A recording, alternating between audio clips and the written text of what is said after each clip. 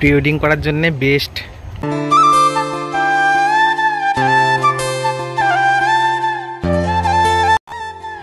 শুভ দুপুর বন্ধুরা। আর দেখো প্রতিদিনের মতো আজকেও বেরিয়েছি, চলে এসেছি কালীনারায়ণপুর স্টেশনে। তো আজকে যাব কালনা। তো তোমাদেরকে দেখাবো পুরো কালনা ঘুরে মন্দির, 108টা শিব ঠাকুরের মন্দির, সাথে ওখানকার কালী ঠাকুর, কালী পুজো। তো যাই হোক, তোমরা সাথে থাকো, দেখতে থাকো ভিডিও, আশা করি ভালো লাগবে। তো কালীনারায়ণপুর থেকে টিকিট কেটে নিয়েছি, শান্তিপুরের পড়েছে রিটার্ন টিকিট 10 টাকা। তো চলো দেখতে থাকো। তো ট্রেন কিন্তু চলে এসেছে শান্তিপুরে যাওয়ার, আর ট্রেন ধরে নেবো, তারপরে দেখা হচ্ছে।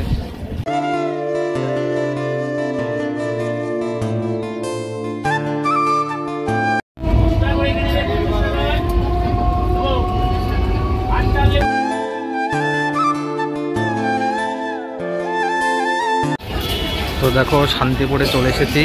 কালীনারায়ণপুরের থেকে বেশি স্টেশন না, মাত্র 2-3টে স্টেশন, তারপরে কিন্তু এই শান্তিপুর। আর চলে এসেছি শান্তিপুরে। তো এখান থেকে টোটো ধরবো আর দেখাবো তোমাদেরকে তোমরা কিভাবে যাবে। তো তোমাদেরকে কিন্তু প্রথমে শিয়ালদা থেকে বা যেদিক থেকে আসো এই শান্তিপুরে প্রথম আসতে হবে। তো শান্তিপুর থেকে আমরা যাব কালনাঘাট। তো চলো সাথে থাকো। তো দেখো এই স্টেশন থেকে পিছন থেকে বেরিয়ে আসলে কিন্তু এরকম কালনা কালনা বলে টোটো বসে আছে।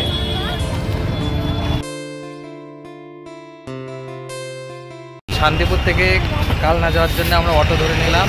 আর অটোর ভাড়া 15 টাকা, 20 টাকা, সরি 20 টাকা ভাড়া।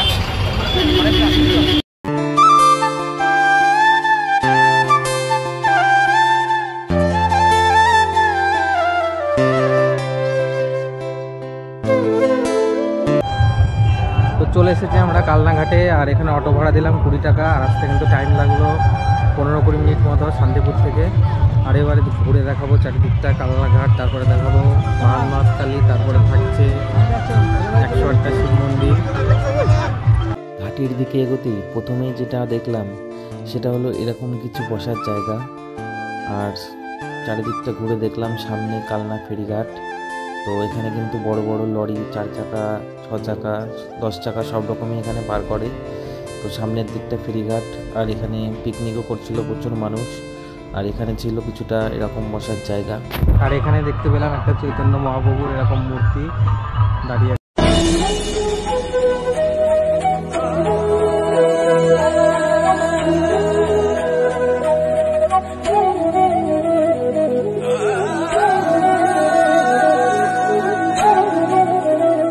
বন্ধুরা, গঙ্গার পাড়ে কিন্তু প্রচুর মানুষ পিকনিক করছিল, চারিদিকে বক্স বাজছিল, যার জন্যে আমাকে আবার নতুন করে ভয়েস দিতে হচ্ছে। তো যাই হোক, এইদিকে ছিল একটা মাঠ, আর একটু মাঠের সামনের দিকটায় ছিল ক্যাফে।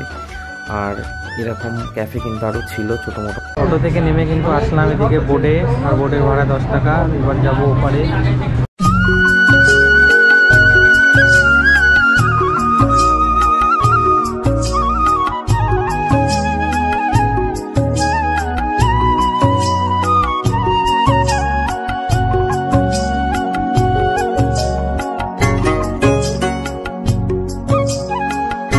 কালনা ফেরিঘাট, ফেরিঘাটে চলে এসেছি আমরা। ফেরিঘাট কিন্তু পার হলাম।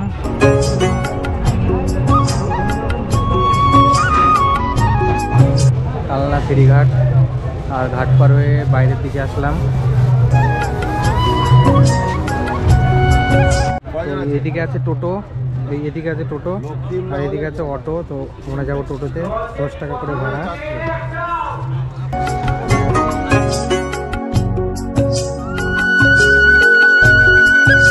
তো দেখো বন্ধুরা, চলে এসেছি কিন্তু 108টা শিব মন্দিরে কালনার।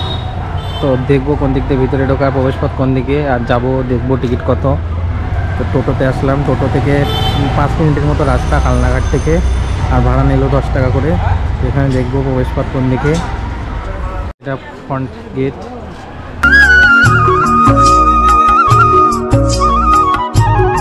এদিকে একটা দেখছি মন্দির, কি মন্দির, কালী মন্দিরের মতো লাগছে। তো দেখবো এটা, এই মন্দিরের ভিতরে যাবো, দেখবো। তো বন্ধুরা মন্দিরের ভিতর থেকে কিন্তু কিছুটা এরকম ভিউ দেখো।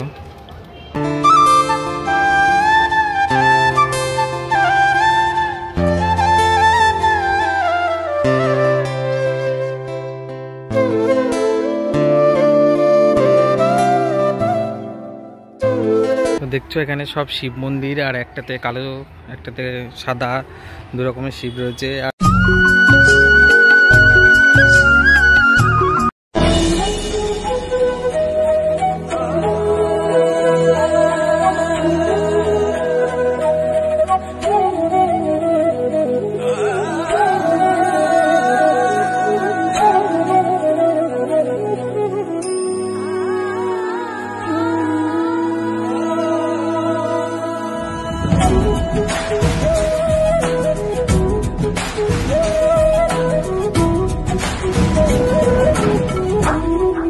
একটা শিব মন্দির।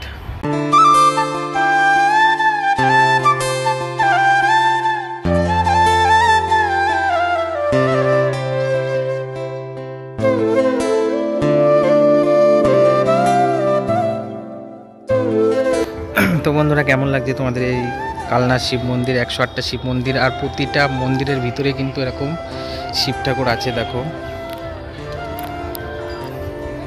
এই কালনার মন্দিরটা তোমাদের কেমন লাগছে অবশ্যই তোমরা কমেন্টে জানিও। আর ভিতরে কিন্তু গোপ্রো অ্যালাউ করিনি, যার জন্য ফোনে এরকম ভিডিও নিতে হচ্ছে। দূর থেকে এটা মন্দির মনে হলো, আসলে এটা কিন্তু একটা রাজবাড়ি, বহুত পুরনো একটা রাজবাড়ি। তো ভিতরটা তোমাদেরকে ঘুরে দেখাই, দেখো কেমন লাগছে তোমাদের। আর দূর থেকে কিন্তু এটা মন্দিরই মনে হচ্ছে, তো আমিও সেটাই ভেবেছিলাম। প্রি ওয়েডিং করার জন্য বেস্ট, দেখো বেস্ট জায়গা প্রি ওয়েডিংয়ের জন্য একদম। তো এটা হলো রাজবাড়ি, পুরনো একটা রাজবাড়ি। তো দেখিয়েছিলাম কোন রাজার রাজবাড়ি, আর আজকে তোমাদের কমেন্ট করতে হবে, যারা পুরো ভিডিওটা দেখবে তাদেরকে বলতে হবে এটা কোন রাজার রাজবাড়ি।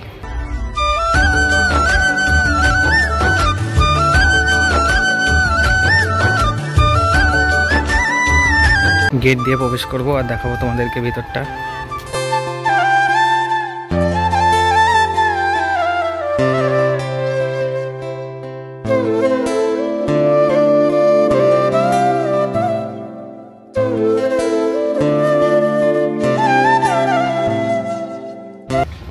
দেখো কত সুন্দর লাগছে, ওপরে আকাশটা কিন্তু পুরো নীল হয়ে আছে।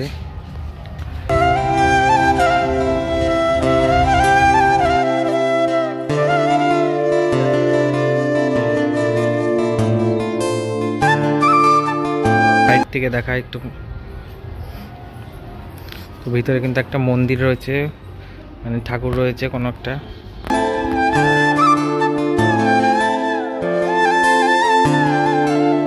মন্দিরটা আরেকবার তোমাদেরকে দেখাই। আর এটা কিন্তু সেই কালনা 108টা শিব মন্দিরের সামনে পুরনো রাজবাড়ি।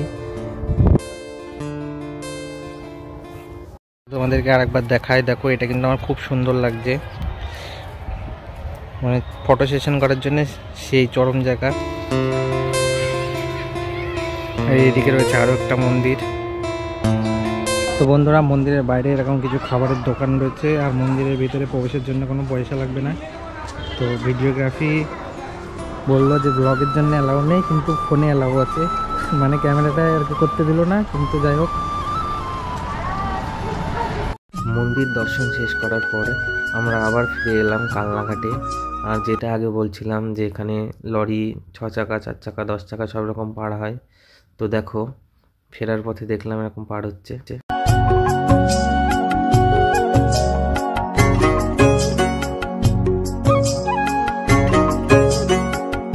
তো বন্ধুরা যেটা বলেছিলাম তোমাদেরকে দেখাবো 52 হাত কালী। তো কালনার যে গঙ্গা তার পাশে এরকম পোষকালী মায়ের পুজো হচ্ছিল, আর এটা ছিল পুজোর প্রথম দিন। আর এখানে কিন্তু প্রচুর বড় মেলা বসেছিল, তো দেখো তোমরা।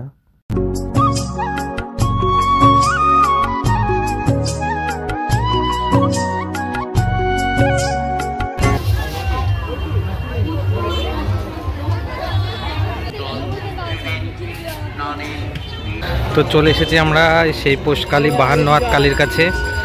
তো কালী মা দর্শন করব আর তোমাদেরকেও দেখাবো। তো তোমরা এত বড় ঠাকুর আগে কে দেখেছো কমেন্ট করো। আর এটা কিন্তু শান্তিপুর ঘাট, মানে কালনা ঘাট যেটা, সেটা এই ঘাটের এপারে। আর আমরা গেছিলাম ওপারে মন্দির দেখতে। তো দেখাই তোমাদেরকে কালীমাকে। তো দেখো 52 হাত কালীমা। আমি কিন্তু এত বড় ঠাকুর আগে কোনোদিনও দেখিনি। তো দেখো